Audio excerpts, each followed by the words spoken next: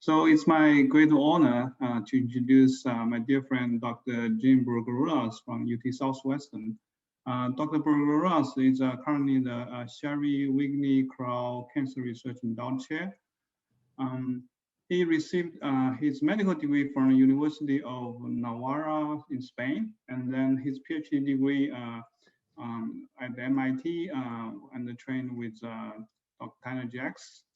And after he finished his internal medicine training at the Duke University Medical School, then he completed a fellowship oncology at the combined program of Dana-Farber, Brigham, and MGH. And he did his postdoc training with Dr. Bill Kenyon. That's where I met Jim, and a very dedicated scientist, as we know. And then in 2006, he was recruited by UT Southwestern to begin a program in kidney cancer. And from there, he built a fantastic kidney cancer research program. So he rose through the ranks to professor right now.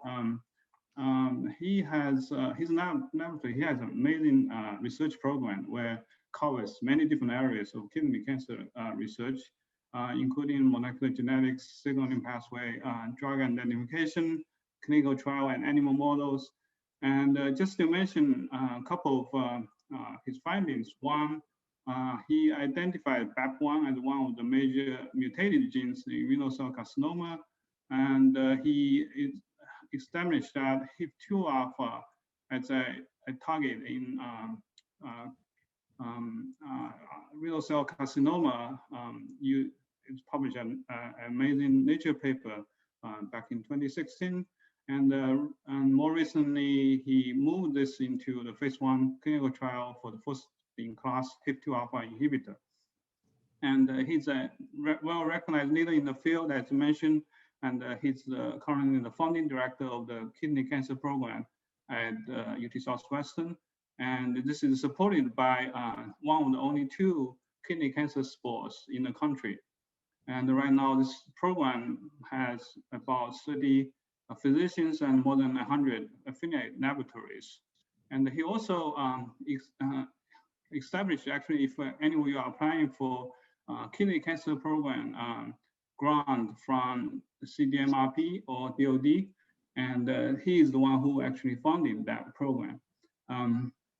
So without further ado, and I'll turn the floor to Jim. Welcome. You can share your screen. Yes, thank you. Thank you very much for that very kind introduction, Chin. I'm delighted to be here with you guys today, at least virtually. Is everybody able to see my screen? Yes.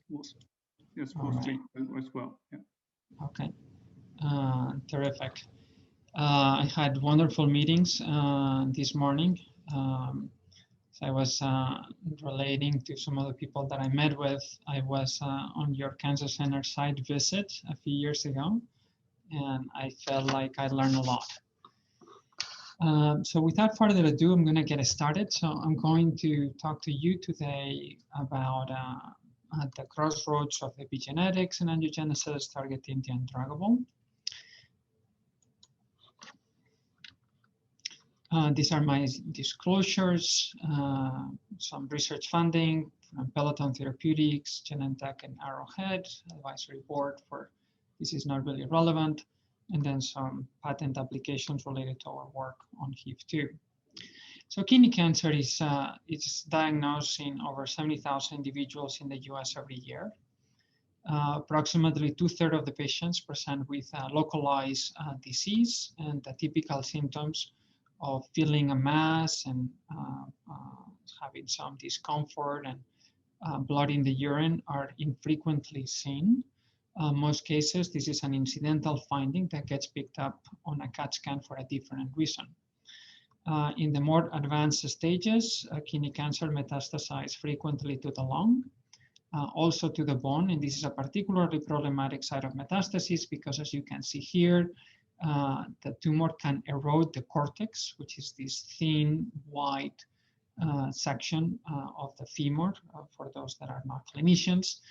It also metastasizes frequently to the liver and to the brain. And as we are doing more imaging, we're finding the brain metastases are probably closer to observing closer to 20% of the patients. What drew me to kidney cancer research was the fact that when I was in training around the year 2000, there was only one drug approved by the FDA, and that was interleukin-2. But there has now been remarkable progress. And this progress has largely been driven by an understanding of the genetics of the disease. Nevertheless, despite this progress, kidney cancer remains still largely incurable, with survival rates around 15% for patients with metastatic disease. So the most common form of kidney cancer is renal cell carcinoma of clear cell type, and clear cell renal cell carcinoma is characterized by inactivation of the von Hippel-Lindau tumor suppressor gene, which is the substrate recognition subunit of an E3 ubiquitin ligase that targets, among other proteins, the alpha subunits of the HIF transcription factor, which induce an angiogenic program. And this discovery was the basis for the development of all of these drugs that you see here, bevacizumab, a neutralizing monoclonal antibody that targets VEGF-A, as well as these receptor tyrosine kinase inhibitors that uniformly target VEGF receptor 2 and quite often also PDGF receptor beta, which is related to VEGF receptor 2. Another pathway that links with this pathway is the mTOR complex 1, which is implicated in protein translation. mTOR complex 1 regulates HIF, and when I was in Bill Kellen's lab, this is what I started working on. And we have two small molecule inhibitors of mTOR complex 1, temsirolimus and everolimus. These are both rapalogs, and unlike these kinase inhibitors, they are allosteric inhibitors. And very recently, or more recently, there has been a significant expansion of the therapeutic armamentarium with immune checkpoint inhibitors, of which there are 4 that are currently approved: nivolumab, alone or in combination, ipilimumab, pembrolizumab, and also avelumab. And IL-2 was the original drug approved by the FDA, dating to already more than 2 decades ago. So how do we advance the field? Well, I would propose to you that maybe 2 ways to advance the field is by identifying new targets and by identifying new pathways. And this is necessary because, as I'm saying, the vast majority of patients with a stage 4 kidney cancer are still dying from their kidney cancer. What in terms of new targets? Well, perhaps the most attractive target in clear cell renal cell carcinoma is the HIF transcription factor. And we're all very familiar about HIF because it was the subject of the 2019 Nobel Prize. And there are different isoforms of HIF, primarily in the process of transactivation, HIF-1 alpha and HIF-2 alpha. And my mentor and Nobel Prize winner, Bill Kellen, previously proposed that HIF-1 alpha functions as a tumor suppressor gene, whereas HIF-2 alpha functions as an oncogene. And in research that was done in the lab a few years before I arrived, had shown that HIF-2 alpha is both necessary and sufficient for tumorigenesis downstream of VHL. So arguably, HIF-2 would be an attractive target for drug development. Furthermore, whereas all of the drugs that I showed you that act on this axis in the previous slide focus on VEGF signaling, HIF-2 is thought to regulate also cell proliferation, pluripotency, and apoptosis, which would be targets of such a HIF-2 inhibitor. Now, the challenge is that HIF-2 is a transcription factor, and unlike kinases or other enzymes, it lacks highly structured areas where one could target with small molecules. So the HIF-2 transcription factor is a heterodimer composed of a basic helix-loop helix in a binding domain that binds hypoxia response elements, as well as a PAS-B and PAS-A domain. And it needs to dimerize in order to bind DNA. And structural studies done at UT Southwestern by Rick Bruick and Kevin Garner identify a small cavity which was buried within the structure in the PASB domain of HIF2 alpha, which led Rick and Kevin to hypothesize that this could represent a vulnerability that could be targeted pharmaceutically. And they did a high throughput screen of our library of over 100,000 compounds and identify small molecules that were able to dodge in this cavity and induce a conformational change, leading to the dissociation of the purified PASB domains and later on of the full protein. This led to the founding of Peloton Therapeutics, a small biotech company in the UT Southwestern Biocenter, across the street from UT Southwestern, and eventually the development of a HIF2 inhibitor.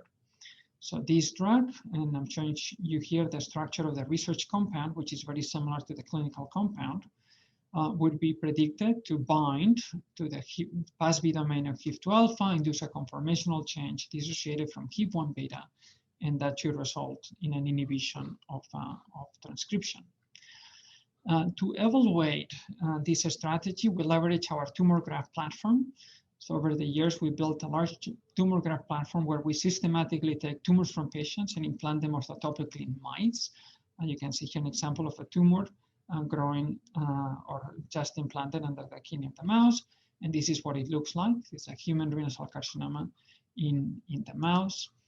And we've done this actually for over 100 lines. So we built a fairly extensive platform of tumor grafts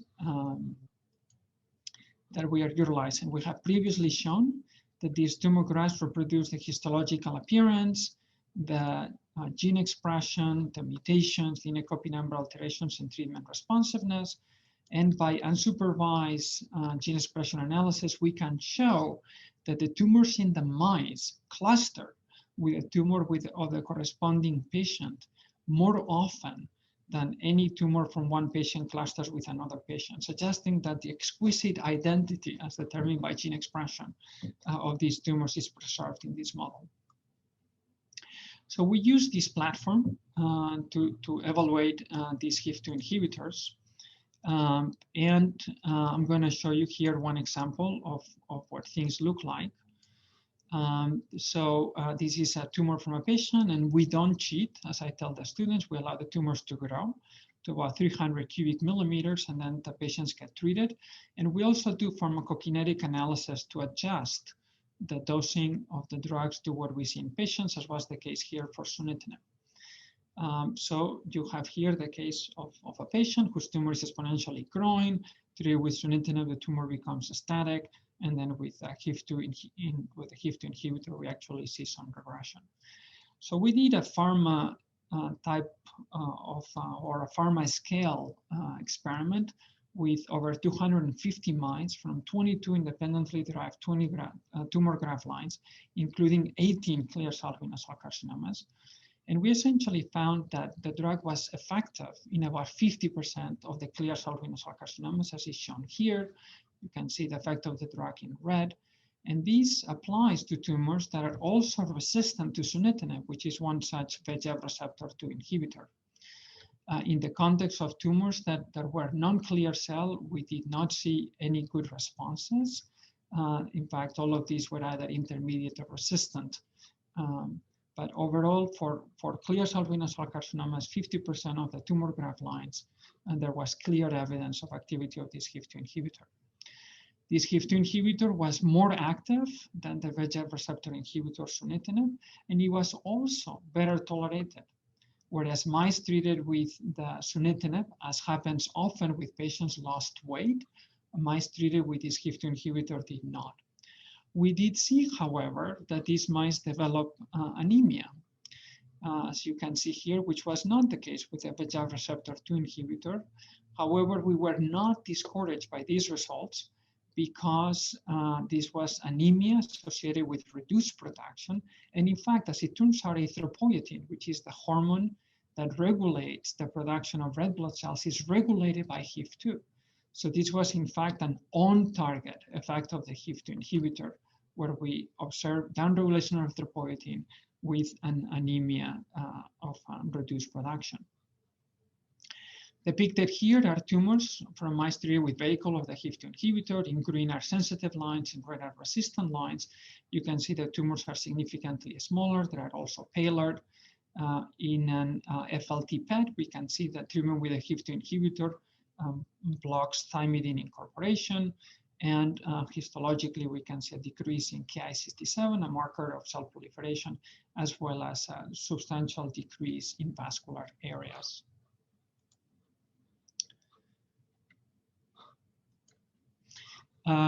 We also evaluated the effect of the HIF2 inhibitor on VEGF. And because we are looking at tumor graphs, we have the opportunity to look to see whether the HIF2 inhibitor impacts VEGF, not only in the tumor, but also systemically. So VEGF is a HIF2 target gene. And not unexpectedly, when we measured circulating VEGF, we saw that it was suppressed by the HIF2 inhibitor. But importantly, when we look at circulating mouse VEGF produced by the host, there was no change. So in other words, HIF2 was specifically regulating the production of VEGF by the tumor, but not the production of VEGF by the host. And this is important because these inhibitors, such as sunitinib, block VEGF signaling everywhere, which likely accounts for much of the toxicity, including hypertension and renal dysfunction. So we harvested tumors from the mice, here treated with vehicle or the Peloton drug. And then we conducted immunoprecipitation experiments, asking the question, is the drug dissociating the HIF2 complex? And as you can see, when we immunoprecipitate HIF1 beta, we can see that treatment with a HIF2 inhibitor dissociates HIF2 alpha from HIF1 beta, while HIF1 alpha is preserved, which goes to show that the drug is doing what it's supposed to do, dissociating this dimer, and that this is highly specific for HIF2 and does not affect HIF1. And these occur both in sensitive as well as in resistant tumors. To assess the specificity of the HIF2 inhibitor, we performed gene expression analysis, and this is what we found. So in tumors where we treated with a HIF2 inhibitor that were sensitive, there were, with the cutoff that we use, about 500 genes that were deregulated. However, in the resistant tumors, many of which had very low levels of HIF2, we found no genes that were altered. This was an unexpected but also very exciting result. I can tell you, when we submitted this paper for publication, the reviewer said this is impossible. And then when we submitted the review, we provided the data and we said, well, that's our result. You're welcome to repeat the analysis with the raw data. And the review came back as saying this is still impossible. And then we got a third party to independently do these experiments, and they came up with the same results. That was the New York Genome Center. And you can see it depicted here.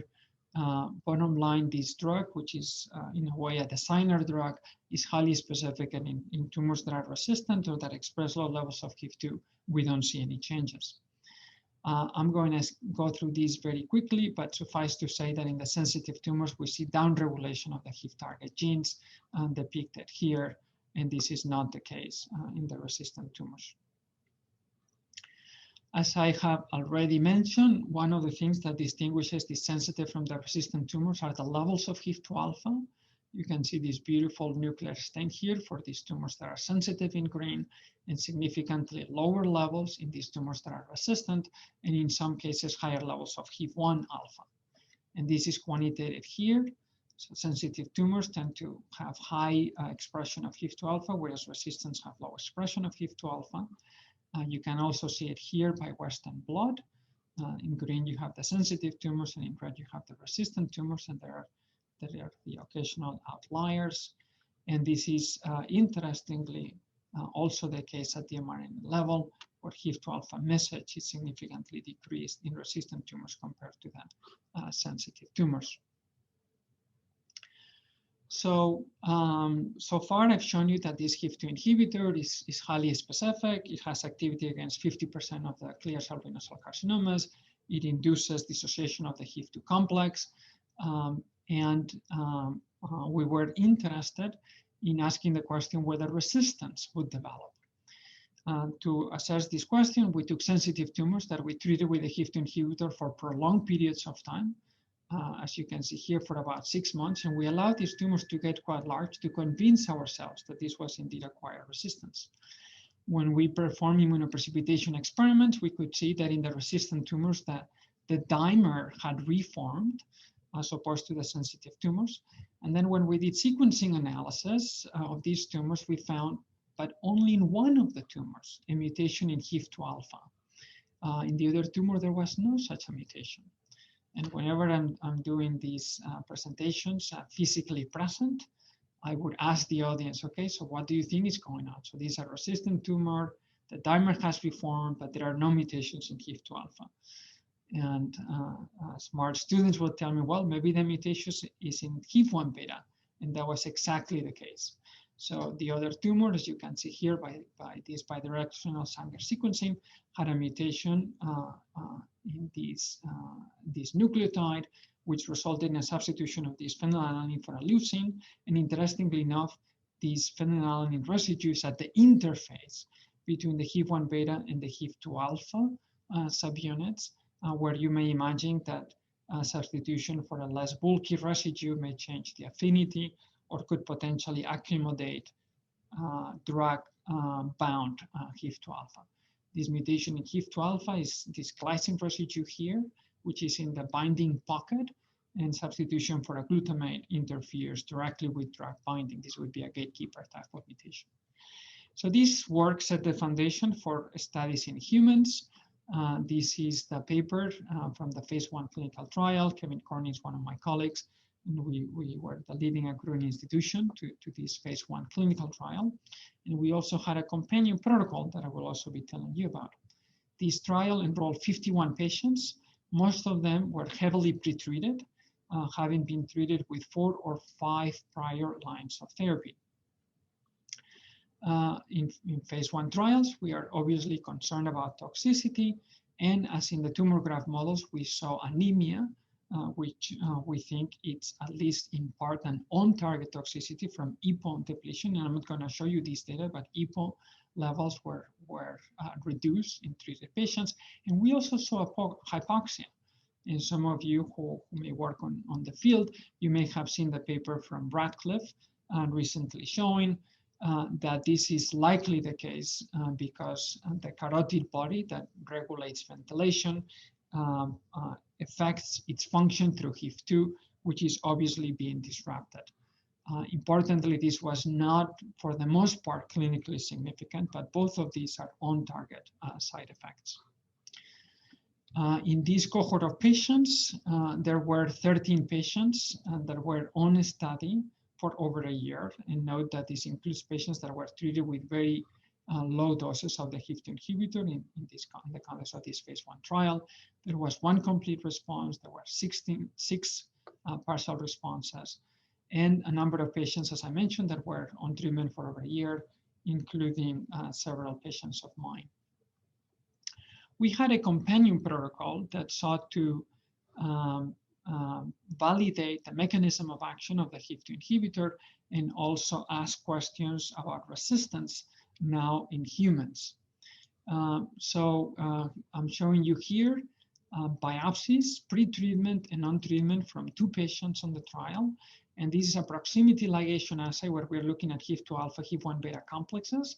You can see the complexes pre-treatment, and you can see a decrease of the complexes on treatment in keeping with the idea that the drug is dissociating the HIF2 complex. And this was also accompanied by a decrease in the HIF2 alpha gene expression signature, as you can see on this slide. These are images from a patient of mine that had been extensively pretreated with 7 prior lines of therapy, and that was on the HIF2 inhibitor for over a year, but where we saw in some slow progression. This did not meet RECIST criteria for progression, but you can see this lesion in the kidney, which is hypoenhancing, how over time is becoming hyperenhancing, and this is magnified here. The patient enrolled in our companion study, and we performed a biopsy, and we analyzed the biopsy. And we found, in his case, as well as in a second patient, the same mutation we had identified in our tumor graph platform, this glycine to glutamate mutation. You can see here by next generation sequencing, and here is the Sanger validation. This mutation was not present in the pretreatment sample.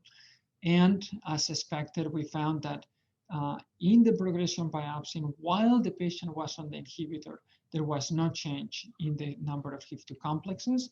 And at least for a subset of HIF2 target genes, we found that they were not downregulated in the progression biopsy or the progression tumor that had acquired the HIF2 alpha resistance mutation.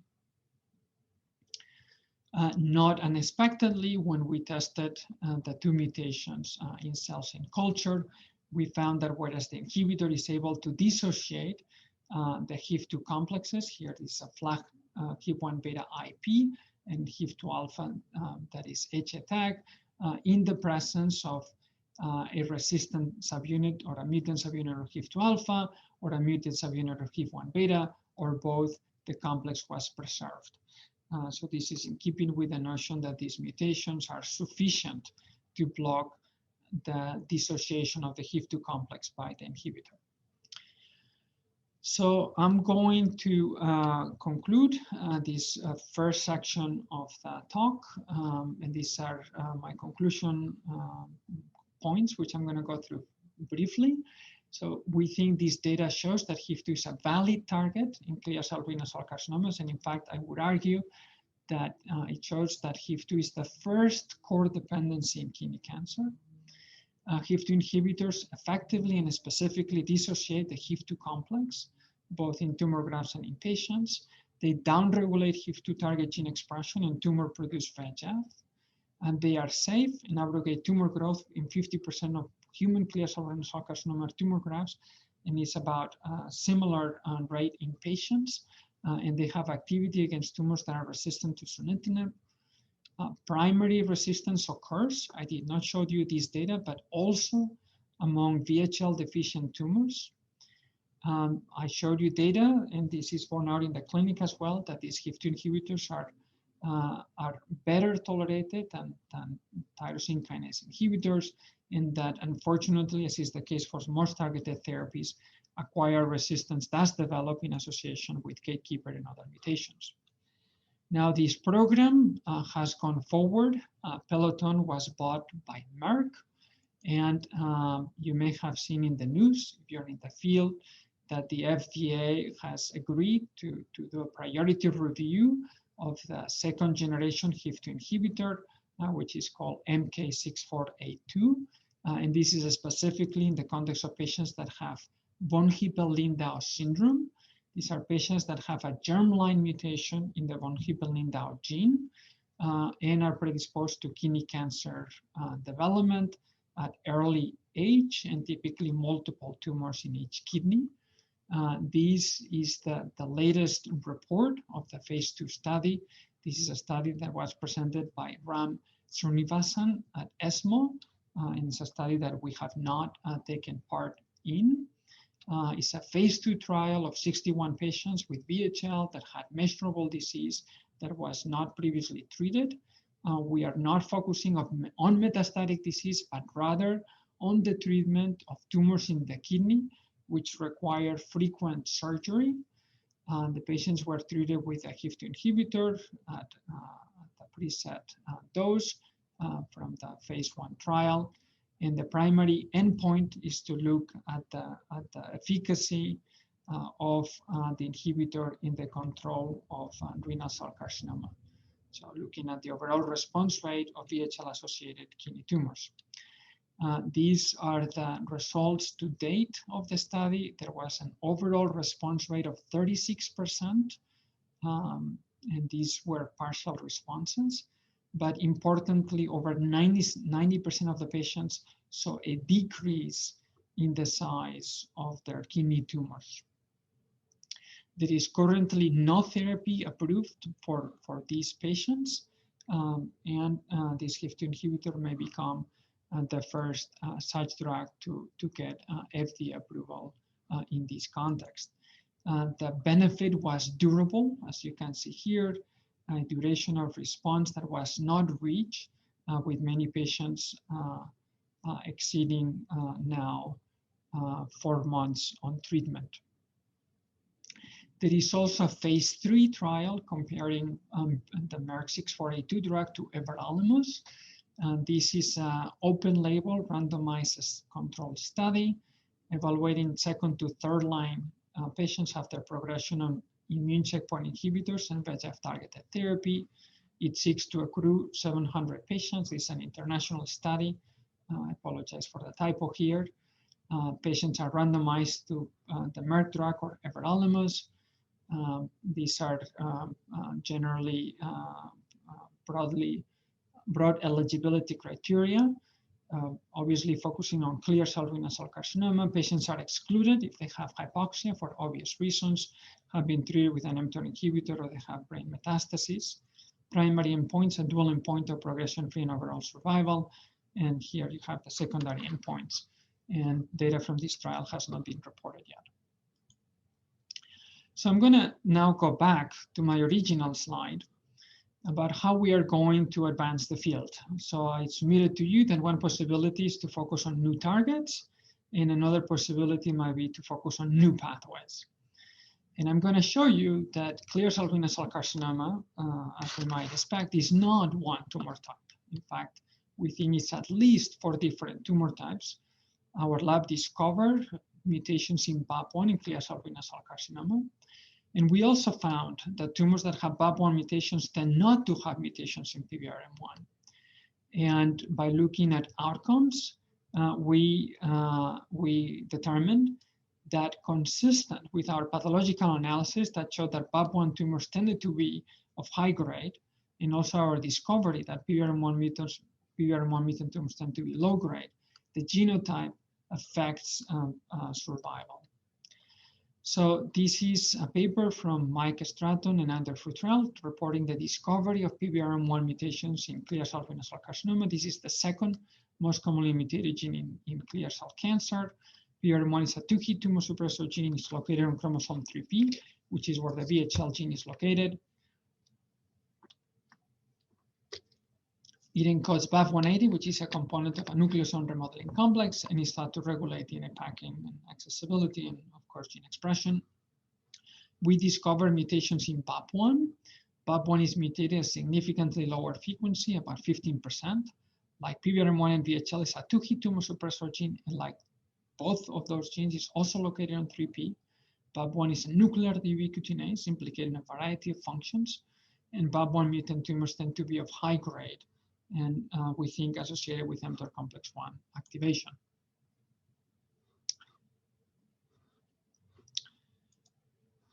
So these are the studies that we perform in 170 tumors where we identify mutations in BAP1 and where we also sequence the PBRM1 gene.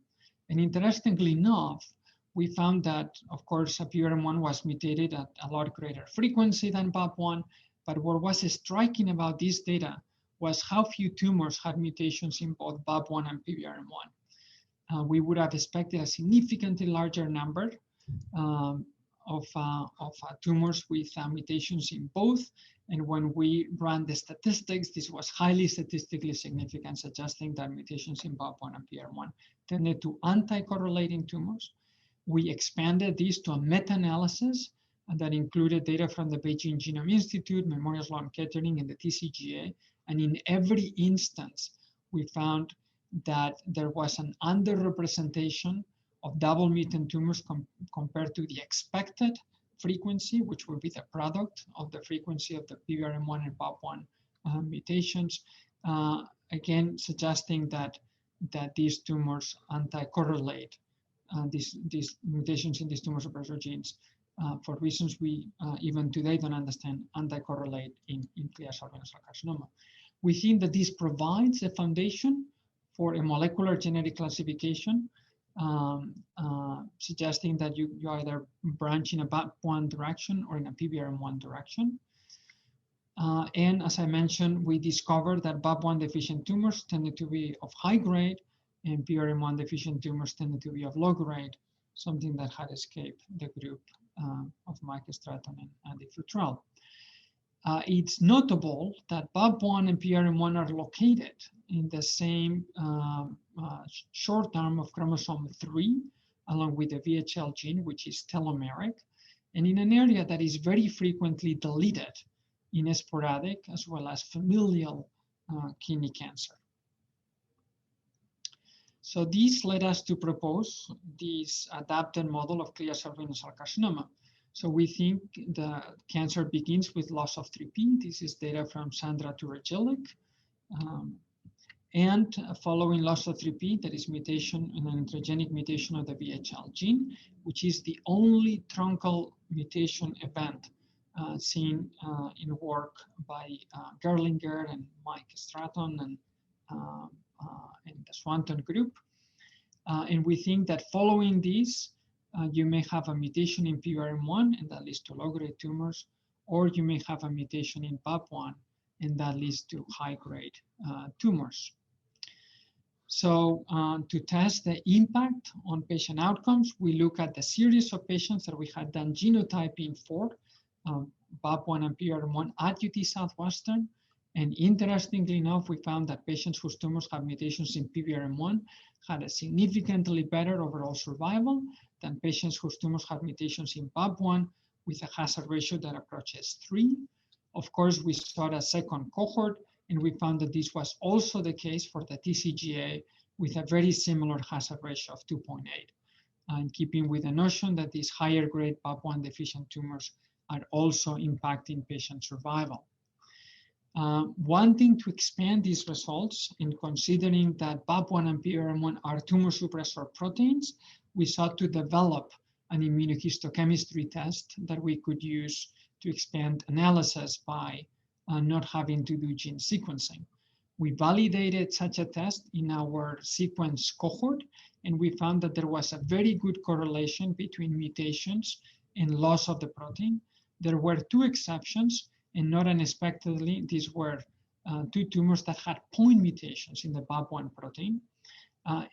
However, we did find that there were several additional tumors that had lost the protein, in which case I would say there should be no BAP1 function, where we did not find mutations, suggesting that this assay is at least as sensitive as the mutation assay and equally specific.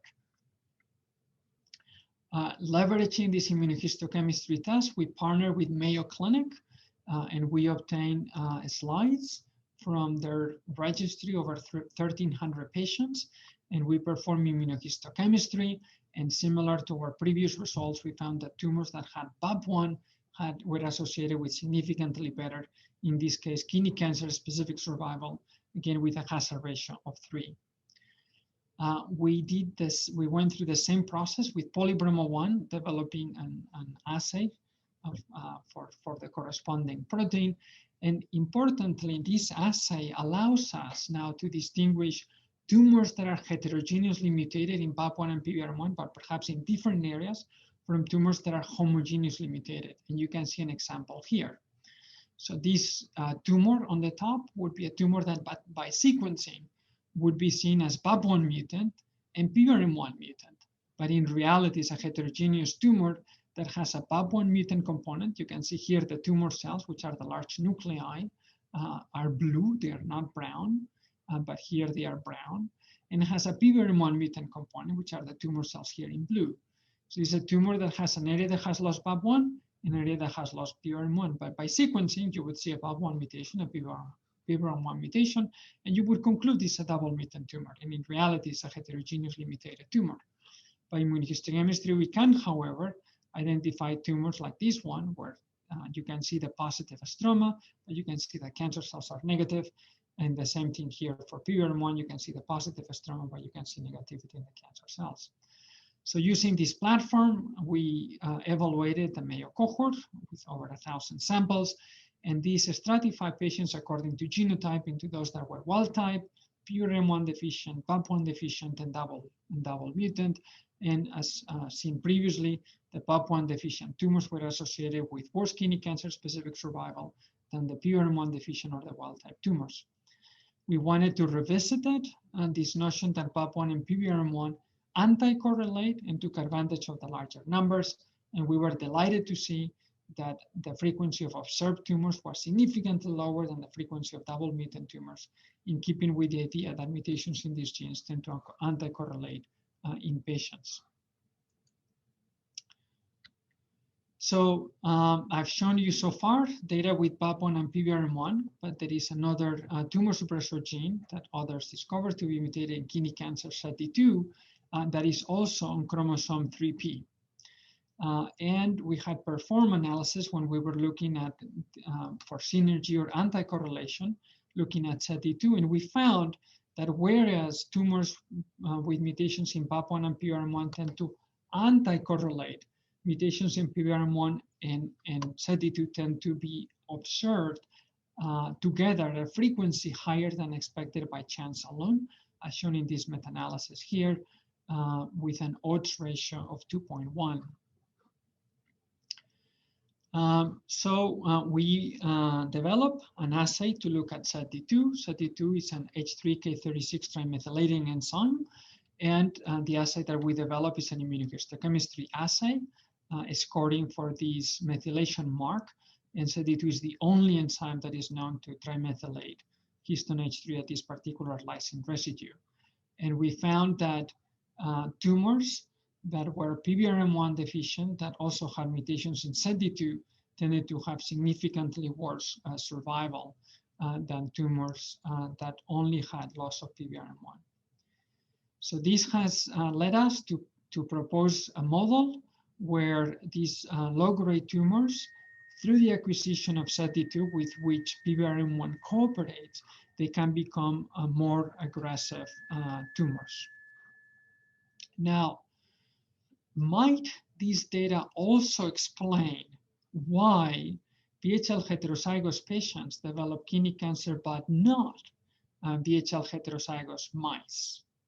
And the failure, the longest-standing failure in the field to generate mouse models. And again, if I were there physically present, and I can tell you that I can't wait to start traveling again. Visits in person are a lot more fun than these virtual visits. I would ask the students in the room, why do you think this could explain the discrepancy, and why is it that a germline mutation in VHL in humans causes kidney cancer but not in mice? And again, smart students in the room would tell me this has to do with synteny, which is exactly the case. In the mice, the VHL chromosome, the VHL alleles in chromosome 6, but BAP1 and PVRM1 are on chromosome 14, and SETD2 is on in yet a different chromosome. So whereas in the human, you delete the 3p and you lose not only one copy of VHL, but also one copy of BAP1, PVRM1, and SETD2. In the mouse, that would not be the case. You would still be left with 2 copies of BAP1 and PVRM1 and SETD2. So this led us to hypothesize that maybe kidney cancer development requires not only the inactivation of VHL, but also VHL and BAP1 and VHL and PVRM1. And that's what I'm going to show you next. So I'm going to show you that when we target VHL and PVRM1, we can generate, in fact, the first kidney cancer models in the field. And the same thing is true with VHL and BAP1. And as in humans, the VHL PVRM1 results in less aggressive tumors. The pathologists in the room can see that this is a very monomorphic low-grade tumor, whereas you can see that this is a significantly higher grade tumor, which is in keeping with our findings in patients and the impact on survival. To drive the loss of BAP1 and PVRM1, we leverage an innovative CRE. I decided to use a PAX8 CRE because PAX8 is a transcription factor that is often used for the diagnosis of kidney cancer and gets turned on in the kidney during development early on.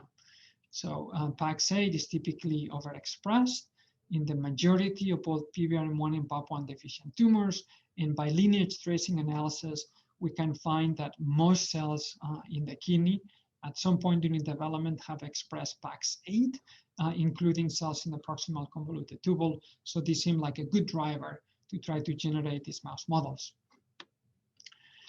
When we targeted PVRM1, as you can see here, we found large numbers of tumors. In fact, this looks like a VHL von Hippel-Lindau syndrome type of kidney, what you can see here. And these tumors were of low grade with a low replication frequency and high vascularity. And this is going to become important later. The BAP1 mutant tumors had significantly higher mitotic rates and lesser angiogenesis. So that, just to reinforce, shows that what we are seeing in humans is likely driven by PVRM1 and BAP1. So we think that PVRM1 and BAP1 are not only markers, but indeed drivers of tumor grade. The only observation that we made is that PVRM1 deficient tumors tend to be associated with low mTORC1 activation, whereas BAP1 deficient tumors were associated with higher mTORC1 activation. We had made this observation in the patient tumors. And this led us to hypothesize what would happen if we activated mTOR complex 1 in these VHL PVRM1 deficient mice. And we had previously discovered and reported the identification of mutations in TSC1 in clear cell renal cell carcinoma. And TSC1 forms a complex that negatively regulates mTOR complex 1. And these mutations, while infrequent, found only in about 5% of tumors.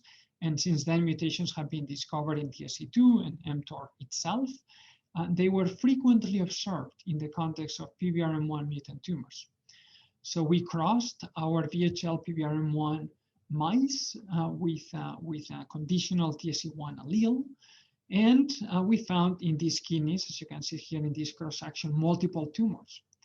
You can see one tumor here, another one. And if you look closely, actually, you can see another tumor here. So already by the H&E, it appeared that we were dealing with different types of tumors. And when we did immunohistochemistry for S6 phosphorylation, we found that there were some tumors that were mTORC1 was activated, and some tumors where mTORC1 was not activated. And when we did histology analysis, we found that the tumors that mTORC1 was off were tumors of low grade, whereas the tumors where mTORC1 had been turned on were tumors that were now of high grade. And interestingly enough, that correlated with loss of the second TSC1 allele in these TSC1 heterozygous mice. So these data supports a model where these low-grade tumors, these low aggressiveness PVRM1 deficient tumors can become more aggressive, not only through mutations in SETD2, but also through mutations in TSC1. Now, might there be any therapeutic implications? And I'm going to show you that these tumors appear to be angiogenic, and these tumors appear to be inflamed. And obviously, this is important because we have inhibitors of angiogenesis, and we have immune checkpoint inhibitors that are being used clinically. And how we arrived at that was leveraging a completely different platform, which I introduced with you at the beginning. And that's our tumor graphs. So we have built this large platform where we have implanted tumors from patients in mice. And we took advantage of this paradigm to dissect the gene expression signature of the tumor microenvironment. And we could do that because in the tumor graphs in the mice, the tumor microenvironment comes from the mouse. So we thought that if we subtracted from the gene expression signature of the patient tumor the corresponding mouse tumor, we would be left with a human stroma because these experiments are being done specifically scoring for human transcripts. And doing so, we were able to identify two broad signatures. There was an inflamed signature, which was characterized, as you can see, by overexpression, which is associated with Tregs and T helper cells and NK cells and neutrophils and mast cells and macrophages and dendritic cells. This was an inflamed signature. And in contrast, we saw tumors that had significantly lower expression of these inflammatory markers. Notably, the inflamed signature correlated with mutations in BAP1. and this was highly statistically significant, suggesting that BAP1 deficient tumors may be driving inflammation. Now, this is important in kidney cancer in particular, because we've known for some time that several markers of prognosis could be indicators of inflammation. These are 6 parameters that we use in the clinic conventionally to assess prognosis: performance status, time from diagnosis to treatment, anemia, hypercalcemia, elevated neutrophil and platelet counts. And if the more of these factors that you have, the worse the survival. So we asked the question whether there was a correlation between the inflamed tumor microenvironment and these factors, and we found that that was indeed the case. Tumors where we saw inflammation were more likely to be associated with high platelet counts and low hemoglobin, suggesting that these prognostic factors we've been using may indicate a state of the tumors associated with inflammation. And indeed, when we look at the survival of patients in our cohort of the TCGA, depending upon whether the tumors were inflamed or not, we found that the tumors associated with inflammation were associated with significantly worse survival than those that were not. Now, the other finding that initially eluded us, or we didn't make much of, was the fact that angiogenesis appeared to be separate from these inflammatory signatures. You can see these tumors that were inflamed associated with BAP1 tended to have low expression of angiogenesis markers, whereas non-inflamed tumors, many of which were angiogenic. So, and these was associated, even though these did not reach a statistical significance, with PVRM1 mutations. And here I'm going to tell you another story. So it's known in kidney cancer that kidney tumors that metastasize to the pancreas are associated with particularly good survival. And this is something that we became interested in understanding what makes some of these tumors go to the pancreas. And kidney cancer is probably the tumor type that goes to the pancreas more often. And when we did that, we found that these tumors were, for the most part, associated with PVRM1 loss, and that these tumors, as is characteristic of PVRM1 mutant tumors, and I'm not going to show you this data, were associated with profuse angiogenesis. And we asked the question whether there was a link between PVRM1 and angiogenesis and pancreatic metastasis in response to therapy. And in this series, which is a retrospective series involving a collaboration with Brian Rennie, then at the Cleveland Clinic, we found that patients whose tumors had pancreatic metastases tended to do quite well with drugs targeting angiogenesis, but tended to do quite poorly with drugs targeting with immune checkpoint inhibitors.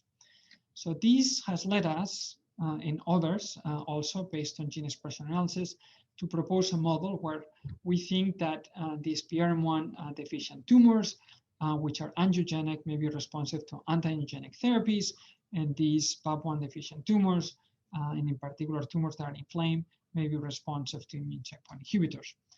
And I should say that there is some early data from the Dana-Farber suggesting that PRM1 deficiency may be associated with response to immune checkpoint inhibitors, but that data has not been reproduced by many other institutions. So I'm 5 minutes short of the time. So the conclusions for the second part of the talk is that clear cell renal cell carcinoma can be subclassified into different subtypes based on the molecular genetics. BAP1 and PVRM1 define 2 different clades of kidney cancer with different grade and prognosis. BAP1 and PVRM1 cooperate with VHL in driving tumor development, and they are in fact drivers of tumor grades. I've shown you that activation of mTOR through loss of TSC1 or mutations in TSC2 appear to cooperate with PVRM1 and increase tumor aggressiveness. I've shown you that tumors that metastasize to the pancreas are characterized by loss of PVRM1, angiogenesis, and selective inhibition by angiogenesis inhibitors. PAP1 deficient tumors tend to be inflamed and might be more prone to response to immunotherapy drugs. Tumor inflammation likely explains the prognostic role of established factors such as anemia and thrombocytosis. And perhaps more broadly, the collinear arrangement of 2 key tumor suppressor genes in the genome may determine the predisposition of a species to tumor development. I hope you like the animation with the curtains here. This is now showing the cast of people and funding that supported this work. The work on HIF2, the basic science portion, was led by Wenfang Chen.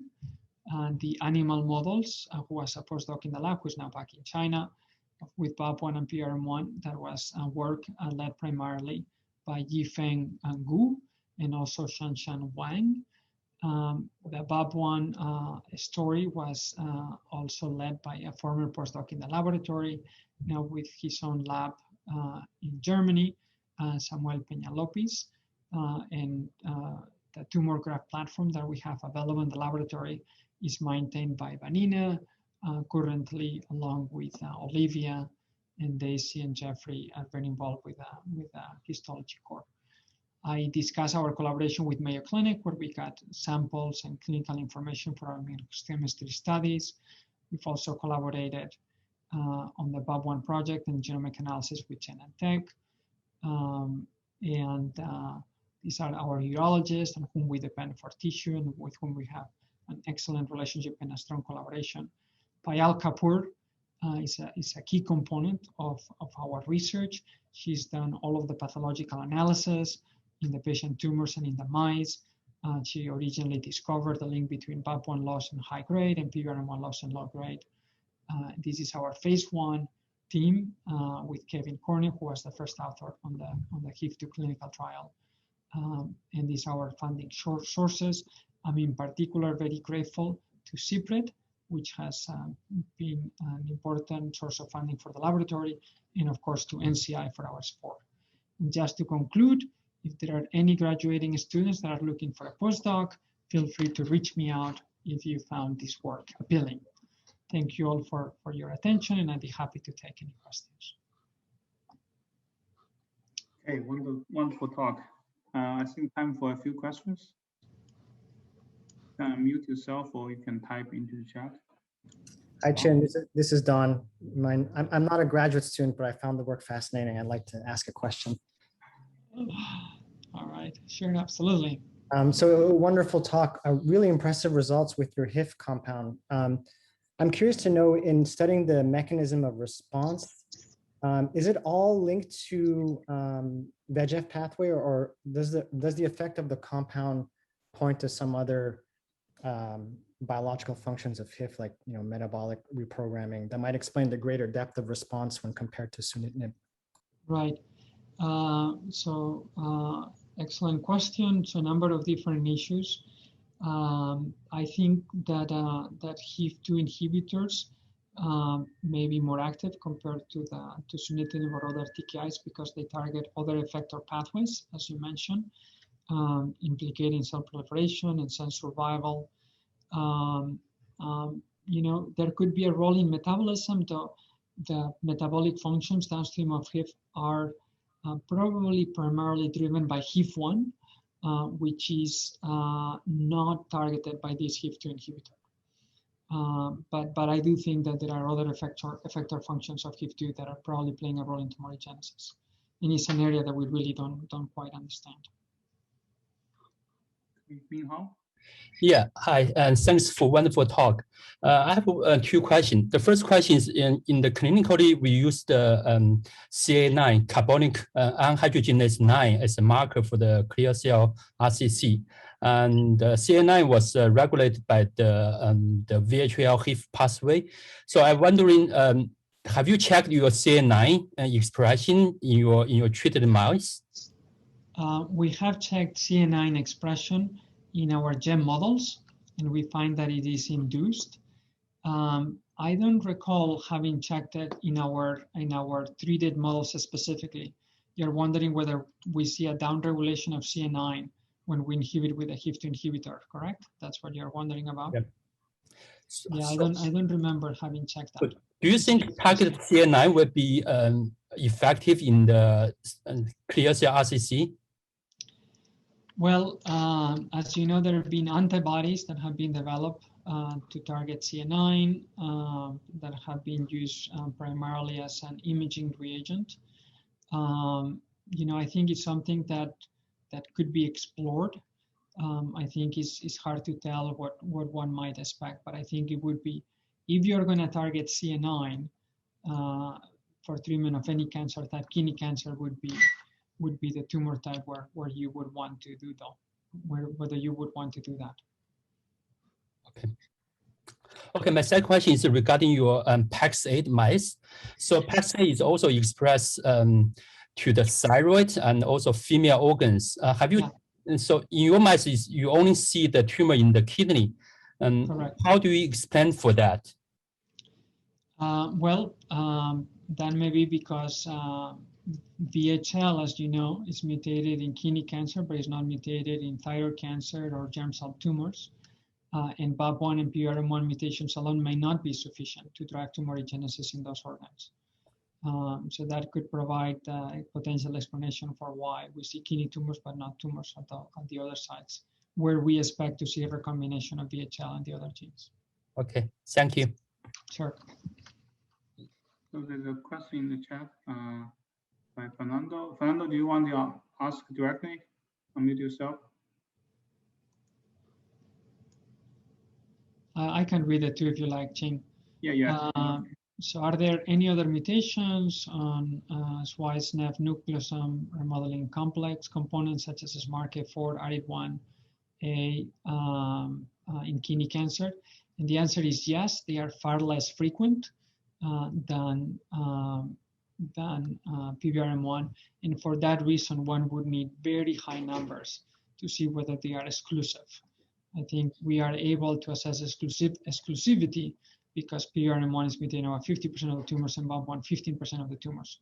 But mutations in the other components are found in less than 5% of the tumors. So it would take a very large library to assess mutation exclusivity. But that's a very good question. It's a logical extension of what I discussed. So any other question? Actually, I have a question. So for the so you showed that the Patterson drug can regress, have effect on 50% of tumors, and there are a poor proportion. I assume they also have HIF upregulation, even though you showed that the level might be slightly lower, and that are resistant, have primary resistance. I wonder what happened. What's the status of PBR1 or BAP1 mutation in those?